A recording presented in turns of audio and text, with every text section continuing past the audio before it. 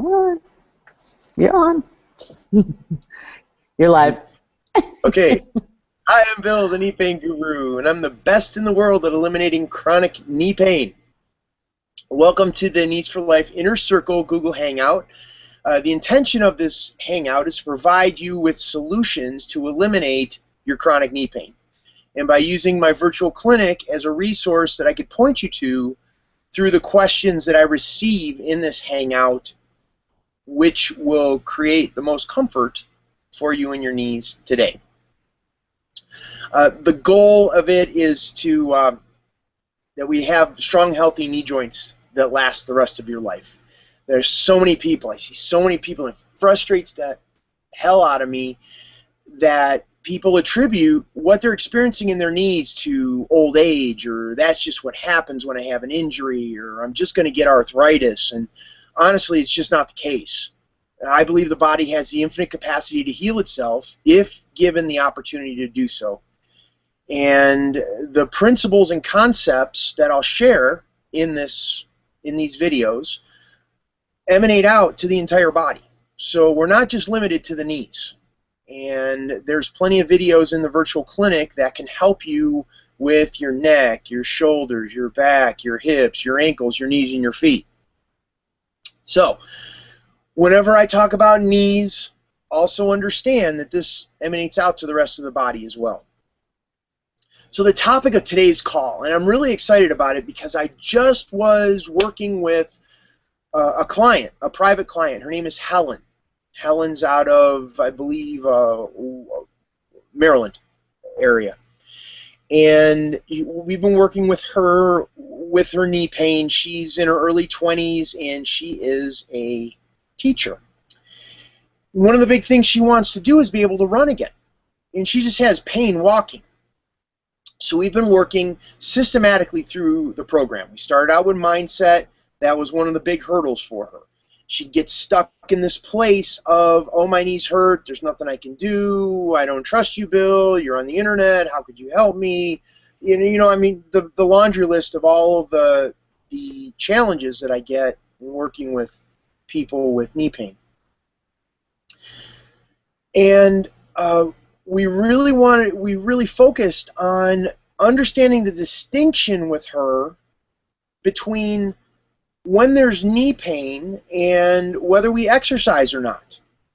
Like, do we push the body or not? And that's really the focus of today's call, is the importance of knowing the difference between the right time to exercise and the right time to rest and let your knees heal. So we're going to cover that. With that being said, I want to make sure you start asking your questions now, posting your questions below this video, because we got about a 45-second to a minute delay, and I'll be getting those questions in, and I'll be able to answer those questions on the air in regarding this topic, as well as whatever other questions you have regarding your knees. If you're not able to see where to type in the questions, that means you're not a member. And you can go ahead and you'll see the link where you can sign up, and you'll get instant access like that, where you can ask your question, and then on today's call I'll be able to point you to the specific videos in the virtual clinic that'll help you. So now let's get back to Helen, and there are several distinctions we need to make in terms of whether to exercise or whether not to exercise. And we need to lay a foundation. We need to get clarity on what exactly we're talking about, because the terminology and the approach that I have to eliminating knee pain is very different than what you're going to hear out there. We're not talking about drugs, we're not talking about shots, we're not talking about surgery. We're talking about your body's ability to heal what's going on in your knees. And this is, of course, establishing first that you've gone to the doctor and you've determined that nothing is broken or torn. Once you get clarity that nothing is broken or torn, then I'm the person, my program is who you need to work with. So the distinction that we're talking about is the first piece is that there's a gap. There's a gap between sitting on your butt on the couch waiting for your knee not to hurt anymore and going to exercise. And your conventional model is numb that experience of pain until you go exercise.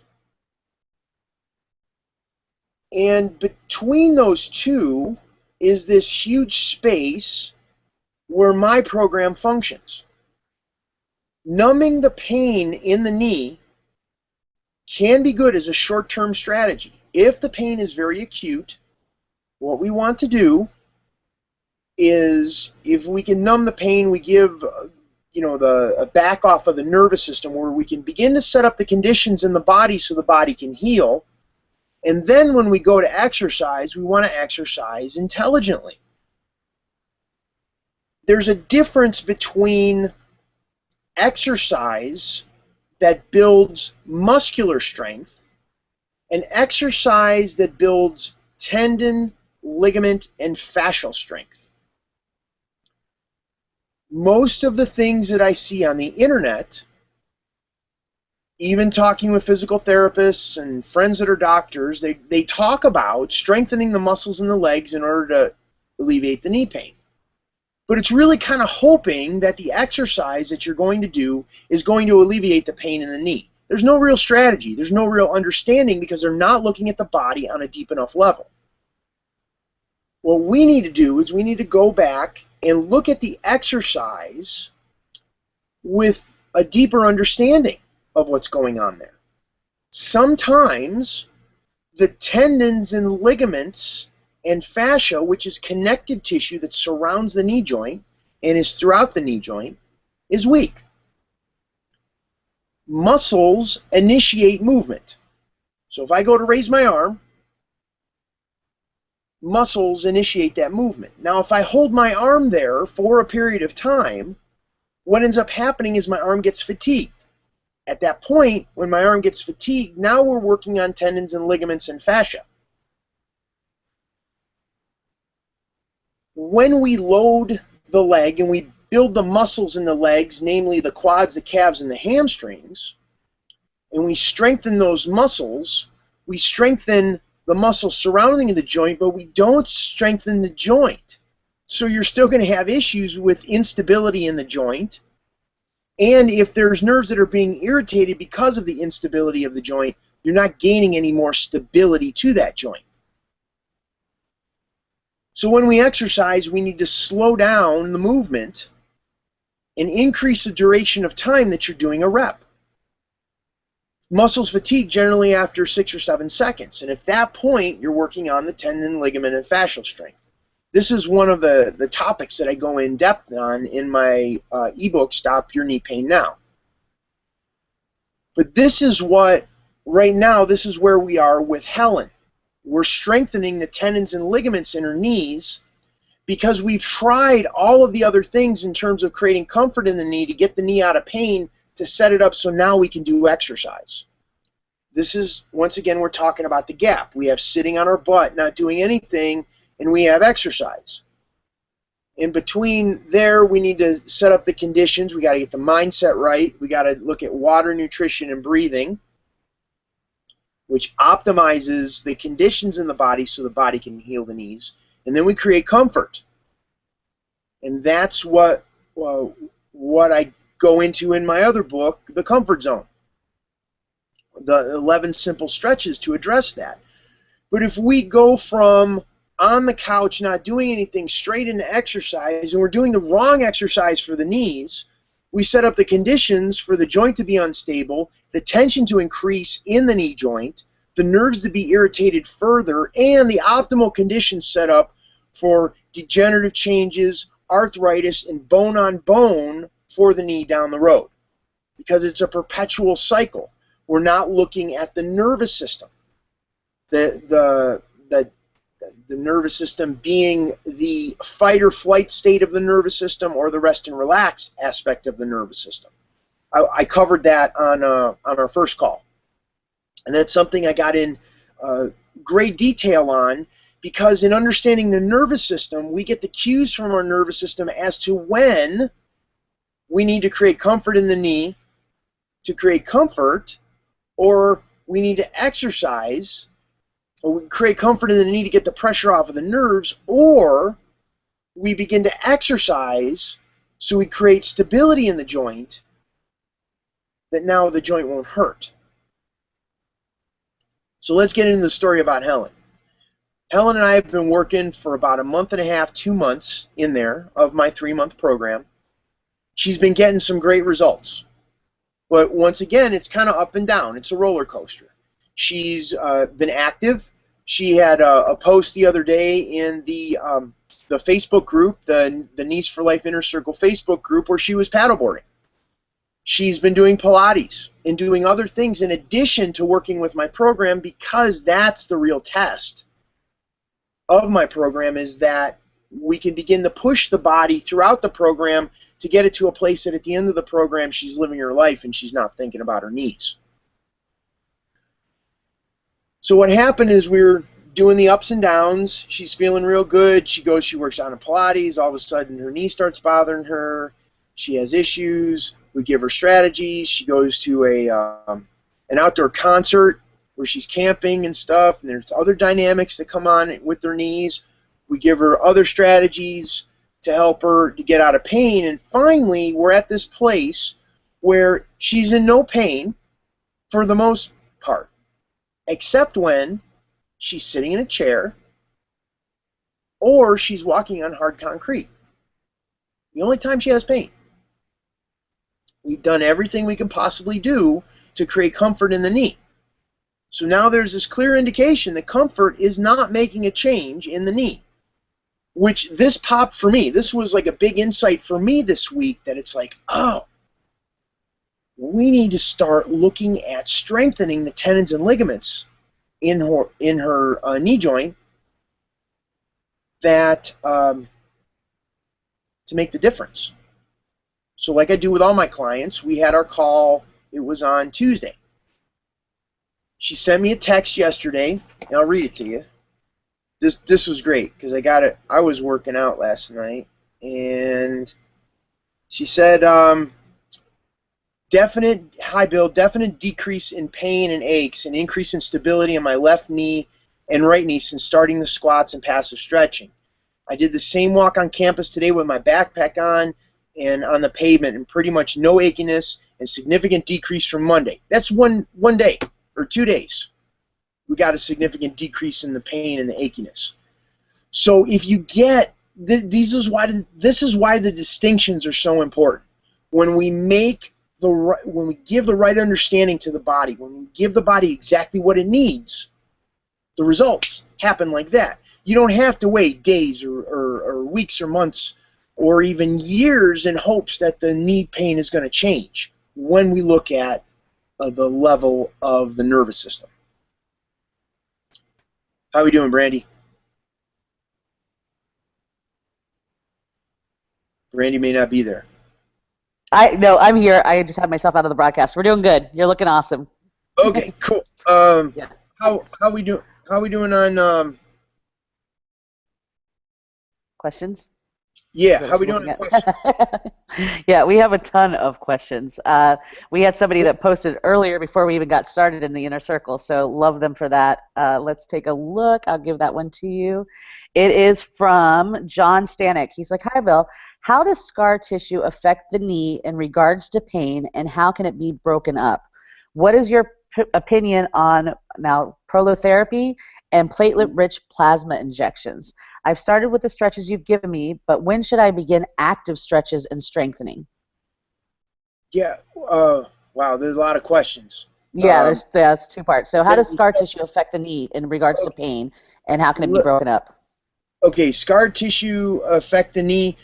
Scar tissue is nothing more than connective tissue or fascia that adheres at the site of an injury. So you could think of it, you know, when you cut your finger and then you get that hard thing that comes underneath the skin, that's scar tissue or connective tissue. It's also fascia. It's kind of like glue. And when we have a knee injury, or a surgery or something like that, we'll have the scar tissue that forms. Now, the scar tissue can squeeze on the nerves or irritate the nerves in a way that causes pain. Now, there's two ways of addressing scar tissue. One is directly and one is indirectly. Directly, everyone's familiar with. That's like sticking the knuckle in there or the elbow in that spot, and we get that hurt so good feeling. That is a way to break up scar tissue, but it's also very painful.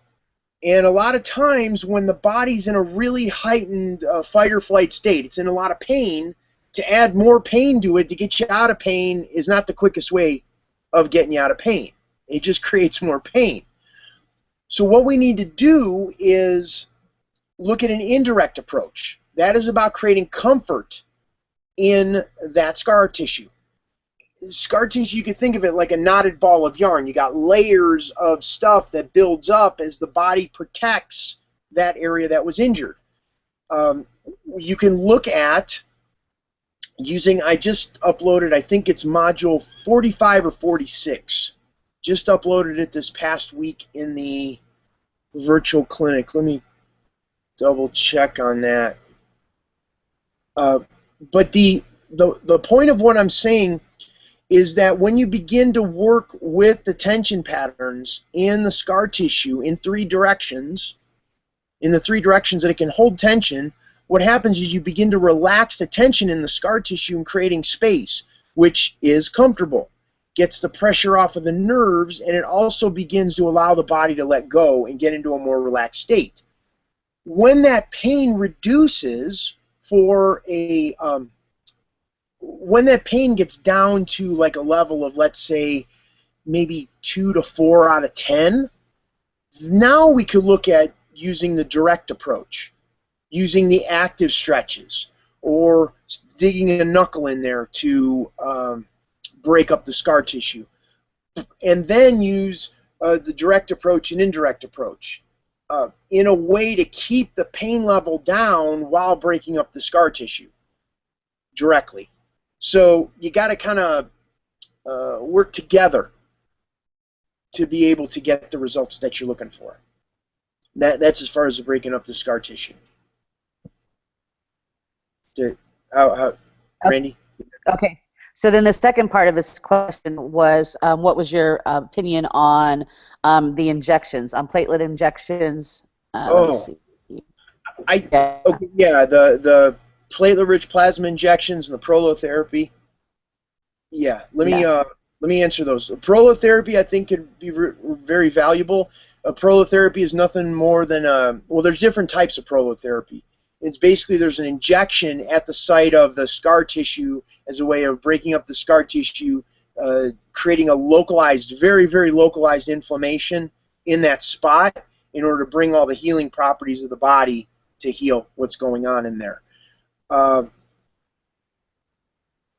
Being that there's different types of prolotherapy, it's kind of like broad as far as how to address that, because there's just prolotherapy, which is just like a sugar water solution. There's other doctors who use saline solutions. I was at a trade show this past weekend. They were talking about prozone therapy, which is prolotherapy with ozone in, which is like O3. It's unstable oxygen molecule that will attach to whatever is not so great in that area and can help heal the knee faster. So there's a lot of different ways of doing it. I think it can be beneficial. However, we got to look at relaxing the tension in the joint, creating that space in the joint, getting the pressure off of the nerves to make sure we're changing the patterns so we're not stepping back into and putting the pressure the same way in the knee. We also have to look at the hip and the lower back as well. So the same thing with platelet-rich plasma injections. If you don't look at the tension patterns that are going on in the body, you could think of it like a car with a bent frame, that if we don't address and put the car back into alignment, straighten out the frame. If you put new tires on it, the car's going to wear the new tires in the same way it did the old ones. So I think the therapies can be real good. Some people choose it because they have the money to do so.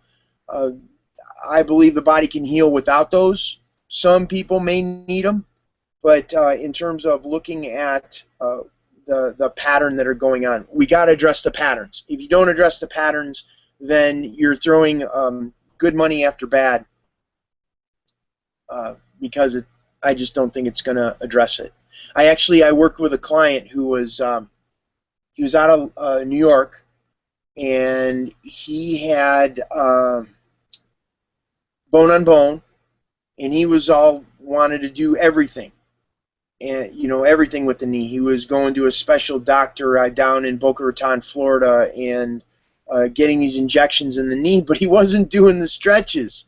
He wasn't doing what he needed to do to change what was going on in the hips, the lower back, and the knees, and he got like marginal results.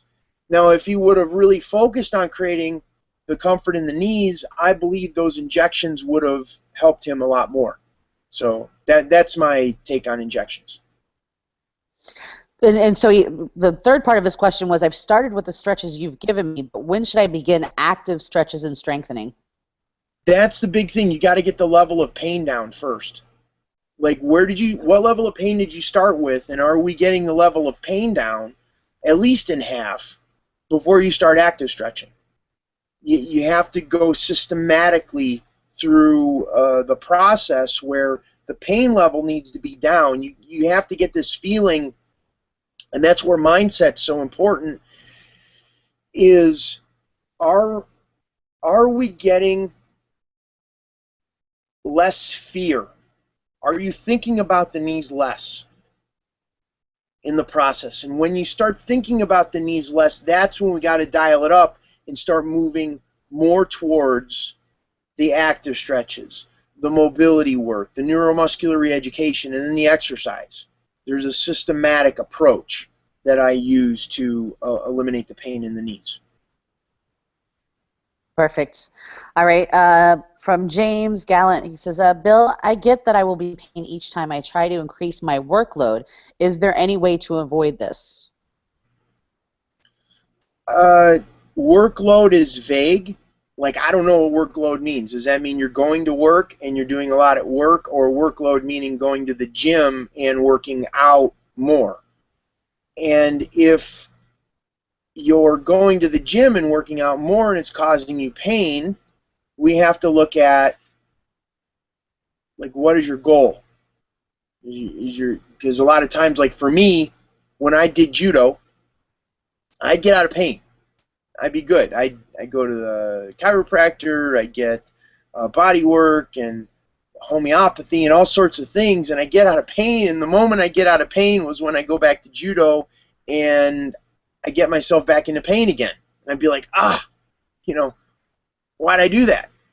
It was because there's this, many people with knee pain, myself included, very type A personality. If I told them to go run a marathon today and they'd be out of knee pain tomorrow, they go do it. But sometimes we have to take a couple steps back in order to get momentum forward. Sometimes taking a break from our workouts or our life, doing things that take care of the knees, will allow for the sustainability and longevity of the joint.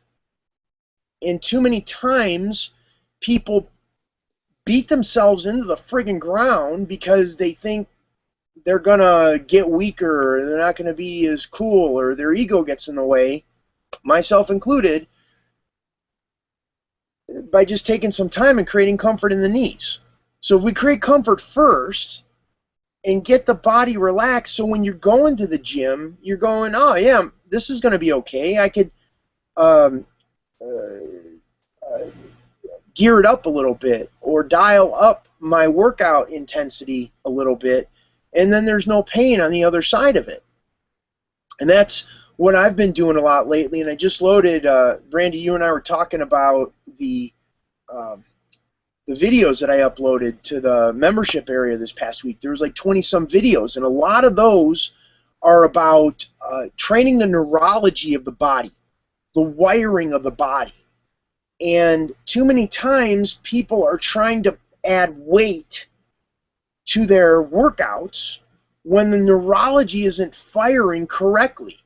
So if the neurology doesn't fire correctly, the brain is sending the signal that to the knee that's like, oh, I'm not so sure you should go that way, so the body kind of is hesitant that way. So you have a house on a uneven foundation, and what happens is when you go to push the body, now it's more prone to injury or re-injury. And then you start those conditions that are optimal for the degenerative changes, arthritis, bone on bone. You're on that slippery slope to a knee replacement surgery. So I need more clarity on what they're asking.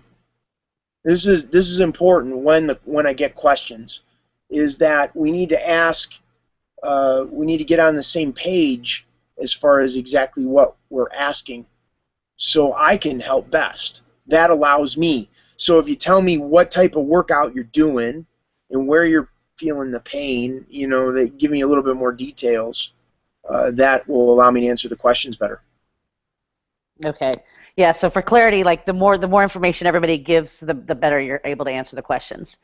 Yeah, Okay, well, so here, go because ahead. some people write books. Some people write, like, you know, paragraphs and paragraphs, and they're not really talking about the problem. Right. You know Yeah, what I'm so saying? But more detail doesn't necessarily, we're really getting to the issue. More detail is just people are getting into their story of what's going on with their knees and not really telling me about where the pain is. so to be specific, it'd be best for them to say, you know, hi, this is what I'm doing, this is where the pain is, what do you suggest? Yeah, Right? exactly. Like, it hurts when I push off going up the steps with my right foot, and it hurts in the back of my knee on the outside. What do you suggest I do? Now okay, got it. I could look at some different scenarios of what's going on in the knee itself, in the hip, what may be going on in the lower back, and I could suggest specific videos in the virtual clinic that would benefit them, like today. Perfect. Okay, this one's a little specific. I have pain in my gluteus maximus, I think, the opposite side than my knee pain. What to do? I've tried the table exercises and the tent. Training the transversus abdominis helps a little, but definitely not enough. So now here's the questions, though, so it doesn't seem related to it. But what does magnesium do for the knees? When is squat and lunges good for you? And what does swimming do for you when you have knee pain? So there's 3 questions. What does magnesium do for the knees? Well, One. magnesium is the most deficient mineral in the human body. It's what our body needs to relax and let go. So magnesium is beneficial to get the muscles and just the body to generally relax. When the body relaxes, it goes into a parasympathetic state. That's a rest and relax state. And in the rest and relax state, that's where the body optimally heals. So it's not directly related to the knees. It's not saying, well, I take magnesium and it goes specifically to my knee, but I take magnesium so my body will relax, I can get better sleep. That means my body can recover better. So Perfect. that's how magnesium helps. What was the other question? When is squat and lunges good for you? Oh, I think we covered that. That was with Helen's thing in the beginning. Uh, have you tried all of the other ways of creating comfort in the body to no avail? Like, is it not changing what's going on in the knees? Squats and lunges are beneficial if they're not causing you more pain. Okay, and what does swimming do for you when you have knee pain? Well, swimming's a non-weight-bearing exercise. You know, you can be in the water and you can get a workout, but it's not going to be putting pressure directly on the knees. It can be beneficial, depending on the pattern that's going on in the knee. For instance, if a person has a femur, what's known as a femur override, that's where the femur, the bone in the upper leg, the bones in the leg. And the femur, this is the femur. It's over the top of the tibia and fibula, and when I extend the knee, the bones hit each other, and that can cause pain. So if you're trying to swim with straight legs, that can be painful. So swimming is beneficial if it's not causing you pain. All right, here's one. This is a good one. I'm having a problem doing hip rotations. Is it okay for me to use my arms to help me get around this, as this is the only way that I can do it? Thanks, Paul. Say that again? So Paul's having trouble doing the hip rotations. So he wants to know, is it okay for him to use his arms to help him get around, as that's the only way he can seem to do them? Oh, no, go slowly, and don't go as big. Like, this so is no the part. To the arms. Yeah, I mean, if like you need the arms to support you so you could stand, that's one thing. But you don't have to go like these big movements, right?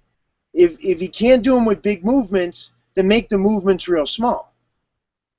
Do what you can. And then what happens is you're correcting the neurology. You're finding comfort in the smaller rotation or the smaller exercise. And as the body gets used to that smaller range of motion, then the range of motion can expand. Okay. Is that we're getting there? Yeah, no, I think that's a good answer, because I think that was related specifically to some of the exercises that he's doing, so that's good. Yeah. So this is kind of long lead-in, but then it leads to a question. I don't know what exercise this person's talking about, but it says this exercise is definitely going to make my knee much stronger, but I have a question.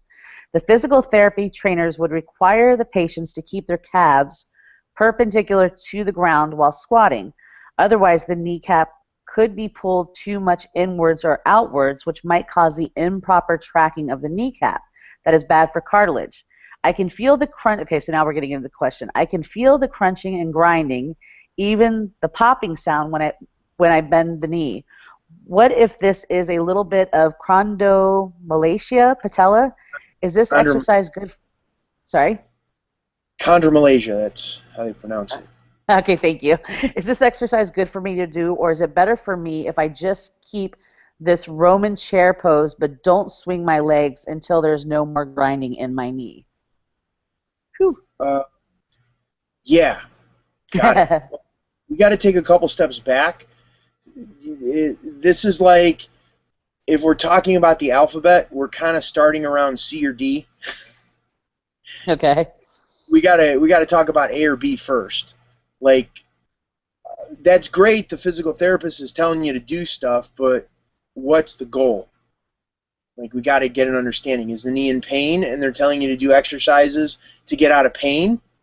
Because if they are, then I'll go back to what I said earlier in the broadcast today, that we're that gap. We're sitting on the couch waiting for the pain to go away, or we're exercising with no understanding of that gap between those two things. So if I'm just doing exercises for the sake of exercises, and it sounds like to me that's what it sounds like, and they're doing it to strengthen the muscles in the legs, they're not supporting the joint. And if they're experiencing the grinding and the crunching and the popping, and it's a chondromalacia situation, we need to get the pressure off of the patella, the kneecap, and we need to get, there's generally, when people have a chondromalacia, there's a huge external rotation. The foot, did they say right or left leg? They didn't specify. Yeah, you see, that would be helpful, because let's say it's the right leg, the foot is going to be turned outward. The rotation of the lower part of the leg is outward because the IT band, which pulls the lower part of the leg outward, creates that kneecap to be pasted on to the femur and the tibia tighter and causes the grinding. So we got to address the tension in the rotation of the lower part of the leg. We got to address the tension in the IT band. And we also have to look at the hip, which is higher upstream, as to what's going on that's leading to the grinding in the knee.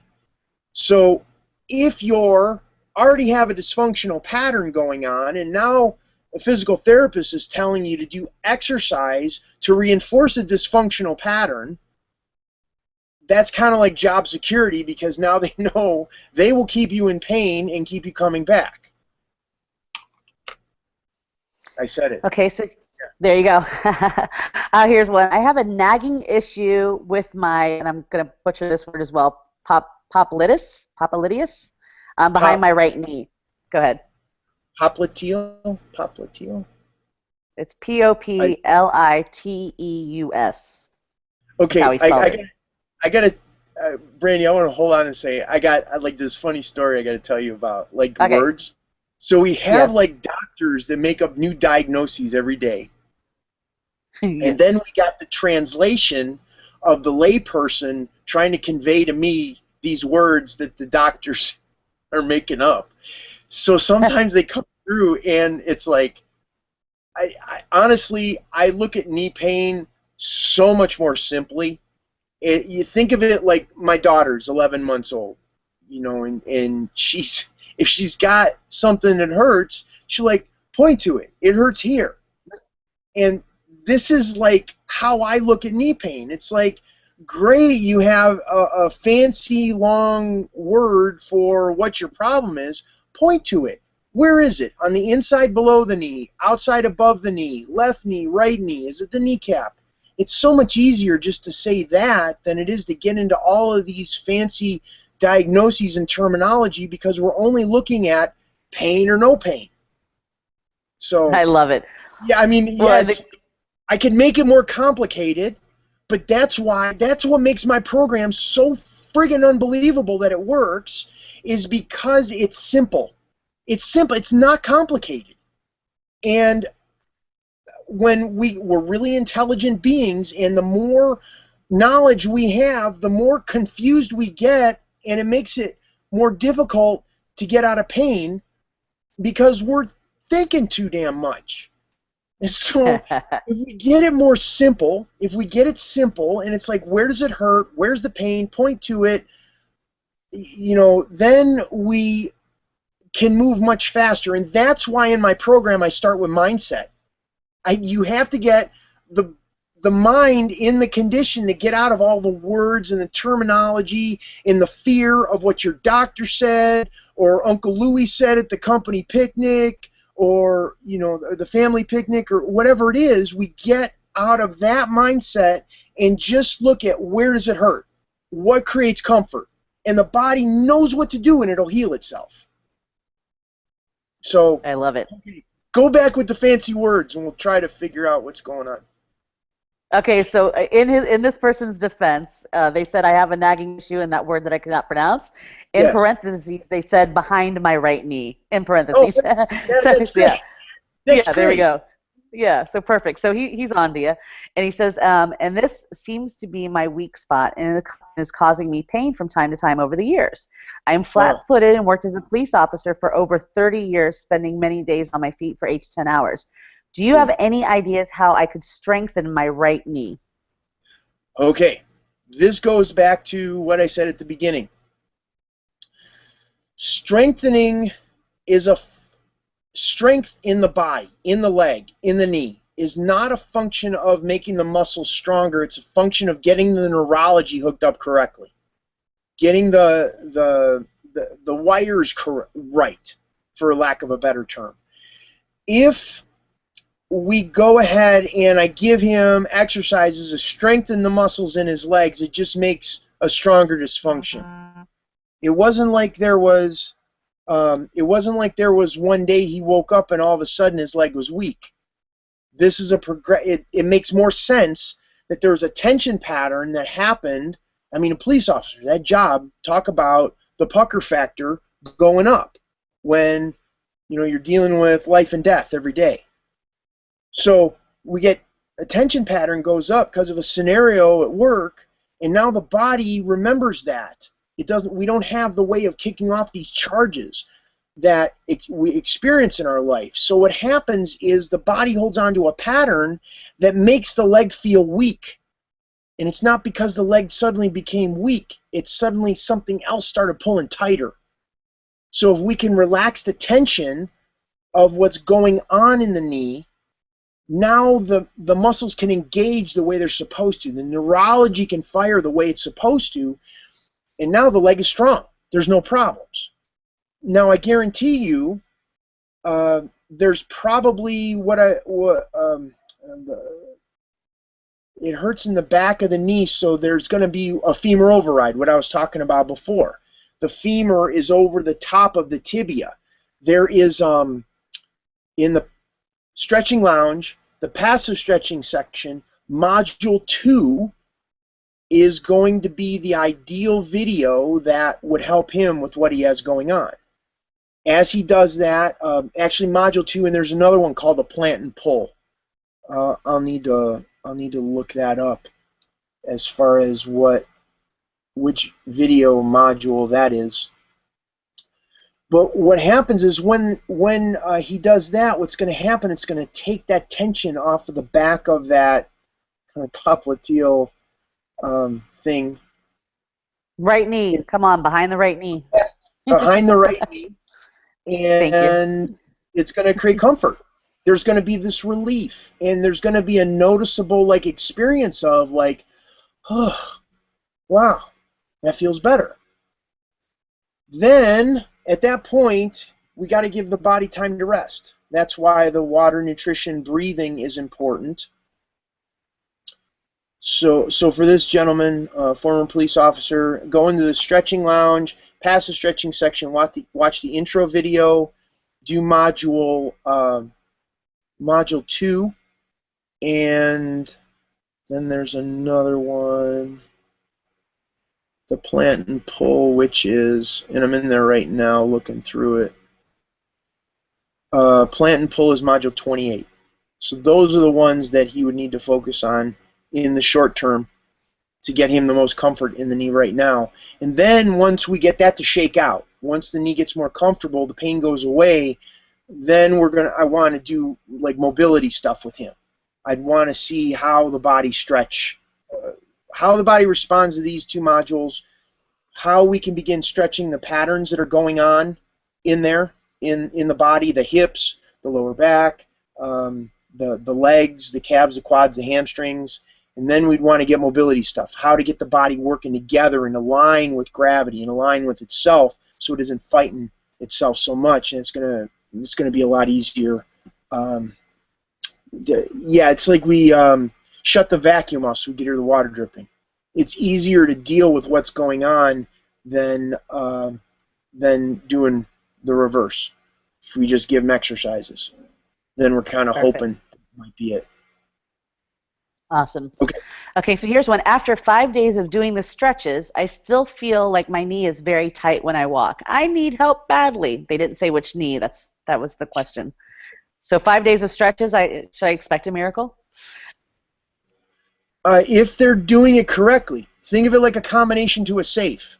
I talked about my Aunt Dorothy's recipe last week, Dottie's recipe to alleviating knee pain. And we have to have the right ingredients in the right amounts, in the right order, with the right timing. And if we get all those correct, the body gets out of pain very quickly. Yes, the body can get out of pain in that short of time, but there's this piece where I don't have any feedback. Help, I'm happy to help, but I have nothing to help you with. Like that Jerry Maguire line, help me help you. How am I going to help you if I don't have any information to help you with? I don't know which leg. Tell me what stretches you've been doing. Tell me what you've noticed when you've been doing the stretches. Tell me what's changed in the knee. Has it moved at all? Has the tightness or stiffness been changed at all? I don't know. But this is part of those distinctions I need to understand. And when we get those distinctions in there, then we're gonna see we're gonna notice changes. We're not overlooking like our nervous system is designed to look for the threat, is to look for the pain. And if all we're doing is just looking at the pain and nothing has changed because there's still pain, then there's nothing to go on. But if we're focusing on comfort, if we're coming from a higher level, coming down, Einstein said we can't solve a problem at the level that the problem was created. We need to come from a higher level. So, in alleviating knee pain, what we need to do is come at it from from a higher place of looking for comfort. So when you do those stretches, what are you noticing different? How long does it last? Does it change? How does it change? When does it change? When does the knee hurt? You know, all of these, we got to be like a detective in the knee, in the body, to track how these little nuances of what we're doing is making a difference. Okay, so here's a specific one. This is from Kevin Bang. He says, "Hi, Bill. I've had pain in the back of my knee, and while stretching it, I've heard the femur kind of pop. And why does it pop back into place like that, and what causes it to get out of place?" That a lot of times it's weak tendons and ligaments when it'll pop like that. That's what we were talking about, when to strengthen and when to rest. That's the whole topic of the initial part of our call was around when to strengthen and when not to. So this would be one of the things, and Kevin's one of my private clients. Kevin's awesome. So I know, I'm familiar with Kevin's knees. And what we need to do is probably, Kevin, on our next call, we need to start digging into strengthening more, pushing the knees more. That may be in order in the direction that we're going. So that would be popping in, popping out as a function of weak tendons and ligaments. Perfect. Okay, so this came in via email, so somebody that's not in the inner circle, but they were asking about what is the program. So what she's asking is, a Knees for Life inner circle, how does that differ from the passive and active exercises and say no to the knee replacement, which she's a member of, and which and then she wants to know how much is it cost, is it a duplication? And then she asks, in the previous broadcast, I heard you mention exercises for lower back, ankles, and hips. This sounds like additional exercises. Please respond to this question either on the broadcast so that others may know or by email to me. So she's just wondering, so she's already a member of the No to Knee replacement, so she wants to know what the difference is between that and the Knees for Life inner circle. Got it. Yeah. Well, the Say No to Knee replacement is a standalone program. That is a self-paced program designed to creates the conditions in the body so the body can heal what's going on in the knees. I needed to take elements of my virtual clinic and go, okay, here, this is a subsection of my virtual clinic, and I focused on the knees, the hips, and the lower back, which I see are the prime players in what creates knee pain. So I took a certain subsection of my virtual clinic and created Say No to Knee replacement. The inner circle, the virtual clinic specifically, are all of the videos that I've created for clients over the past 6 years. When I work with clients, when I get questions on these in here that I don't have a video for in the virtual clinic, that's how the virtual clinic expands. So it's continually evolving. So the Say No to Knee replacement is more like an isolated standalone program, one-time fee, where the Knees for Life Inner Circle is a monthly recurring membership that where you get all of the videos that I've created and continue to create, as well as these live broadcasts twice a month. Right now it's going to be twice a month. I got a feeling the way this is going to grow, we'll be doing this more, as well as a private Facebook page where you have a community of people that can communicate with each other, because a lot of times people feel really isolated when they have knee pain, It's like, oh, I'm the only one that can't go out. I can't go dancing tonight, or I can't go play soccer, or baseball, or basketball, or whatever it is, and they feel isolated. So this is a community of people that are in the process of eliminating their knee pain and getting their life back so they don't have to think about their knees. And that's the goal of it, is to build that community so people can educate themselves on what they need to do on how to have strong, healthy knee joints that last the rest of their life. Perfect. I think that answered it, and I think she'll be glad that you answered on air, because those are the questions. She came in via email, so I thought it was good that we elaborate on what we were doing here with the Knees for Life Inner Circle. Yeah. So here's, like, we have just a couple more, but they're not very specific. I have a torn meniscus for the second time. Can you help with this pain? Also, I have grade 3 arthritis. So yeah, no specifics on where, what, how, or any of that. Just, can you help with this pain? Do you want to skip that one? Yeah. Well, I mean, I could help with the pain, yes, to some degree, but once again, we need to have a mechanically sound knee. We need, if you have a torn meniscus, once again, distinctions make a huge difference. What's the degree of tear? Is it a huge tear, or is it a little tear? Like, Yeah. how old are you? Like, what's the goal? What do you want the goal to be? So we got to look at the size of the tear. We got to look at how active the person is. We got to look at whether they have had surgery before or not, or whether they're willing to have more surgery. Because sometimes, if it's a big tear, a simple surgery can get you out there, get you out of the mechanical dysfunction, and now we're just talking about pain. And that's one of the big myths in the conventional medical model, is that surgery just corrects the mechanical dysfunction. Surgery doesn't get you out of pain necessarily. It can help a lot, but not necessarily. And that's where a lot of the people that end up listening to what I have to say are searching for answers and solutions, because they're not getting answers and solutions from the conventional approach of drugs, shots, or surgery, and they're disillusioned by the fact that the knee surgery was going to get them out of pain. Right. Okay, let's go back. And then there's also a nutritional protocol.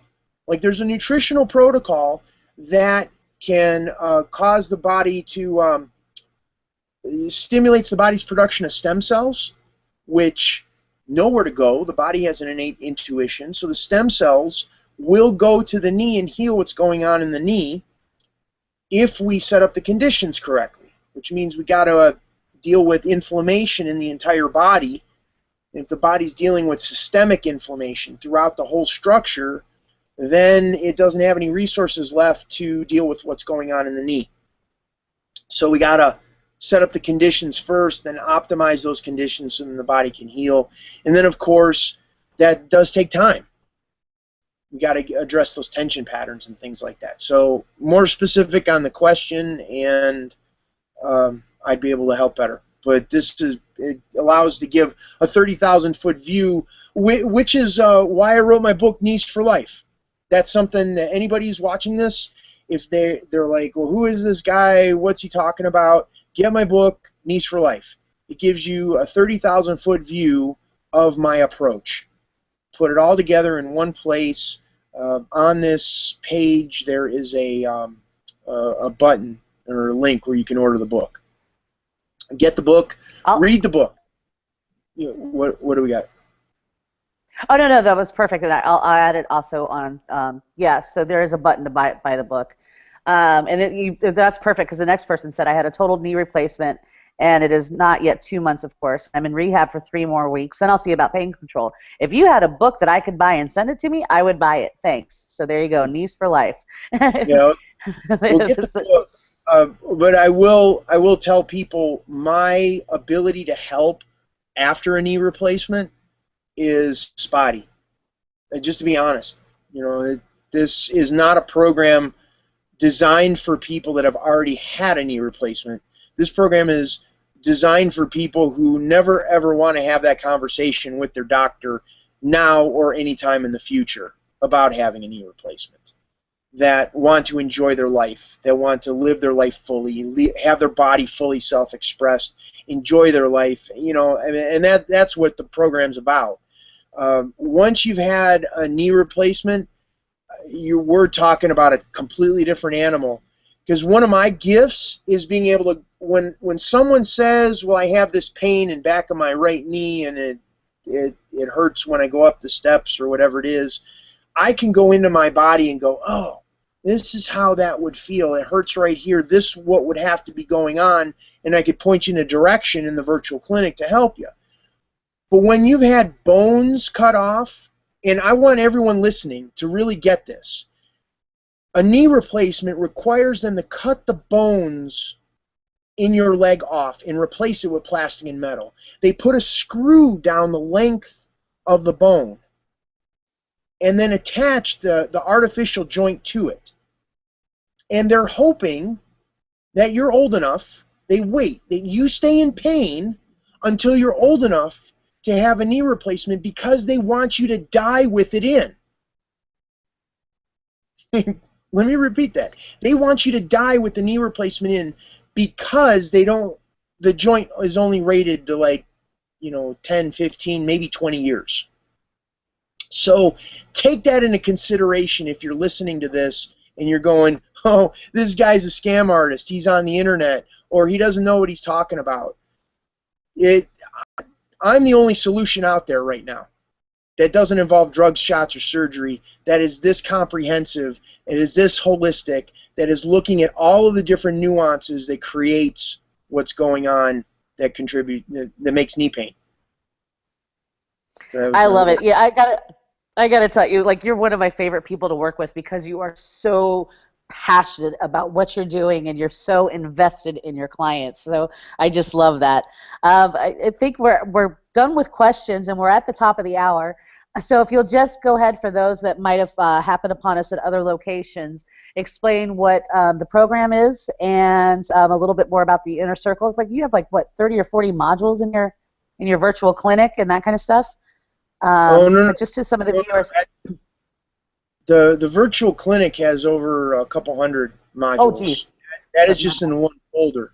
I have several folders. It goes over the, let's see, we have the stretching lounge, the hydration station, the nutrition kitchen, the knee strength studio, and a breathing room, and anything goes, these are all the different areas that I focus on in helping people with their knees and as they evolve. The area that I've been focusing on the most has been the knee strength studio, and that's been all about strengthening the neurology in the body, getting the foundation real solid so the body is able to be pushed more down the road. And that's what the Knees for Life Inner Circle is about. You get the virtual clinic and all the videos in there. You get 2 of these Google Hangouts per month where I answer questions, go over different topics, like what's the latest and greatest for me right now that I'm working on. I'll have more information next week about this machine that gives the body an electrical current and stimulates the cells around the knee joint, or any joint for that matter, to alleviate pain and stimulate bone growth, which is really exciting. I'm pretty jazzed about that, and I was supposed to get with a doctor out of Greenville, South Carolina, to talk more about it, but that hasn't happened as of yet. So I'm hoping over this next week or next couple weeks that'll happen. So you get the virtual clinic, full access to the virtual clinic. You get the Google Hangouts per month, and then you get the private access to the private Facebook page, and that's where you have a community of people. You post questions in there. I shoot special videos. There's special member discounts and things like that for things that are coming up, live events and things like that. So that's what it's about, creating community for people who feel isolated around what's going on with their knees. Perfect. Love it. Any parting words for all of our viewers? No, I just, this is our second one, and I believe we're gaining momentum here because what's happening is we got to get on the same page. We got to have the same terminology we're talking about so I can help you better. So sign up for the inner circle and get in there and watch the videos. Spend 20, 30 minutes a day watching the videos. They're not long videos, 2 to 3 minutes each. And what ends up happening is you get on the same page with me so we can talk in a language that is the same. And you can get so much more out of this. And you're going to be able to benefit in your life and carry this out to share with other people. Okay, so we have the next one scheduled for August 7th, same time. I think we did discuss how people should ask the questions in the future to get the most out of these live Q&As with the knee pain guru. Be specific. Talk about where the pain is. Talk about, what's going on, what exercises you are doing. If you're not a member of the Inner Circle, be sure to head over to thekneepainguru.com/Knees for Life Inner Circle and get signed up. There's a link there. Also, his book is available, and I think that pretty much covers it. Would you agree, Bill? Yeah, that's pretty much it. Just a quick little recap, just the difference between the right time to exercise and when to rest. And that is if you've worked with the passive stretches and you're not getting any change in the pain, then we want to amp it up to go to exercise. So we're doing it intelligently. That's it. Awesome. All right. We'll wrap it on that. Wrap it on that. Okay, I'm going to end broadcast. Bye, everybody. Smile and say bye, Bill. Bye. Bye.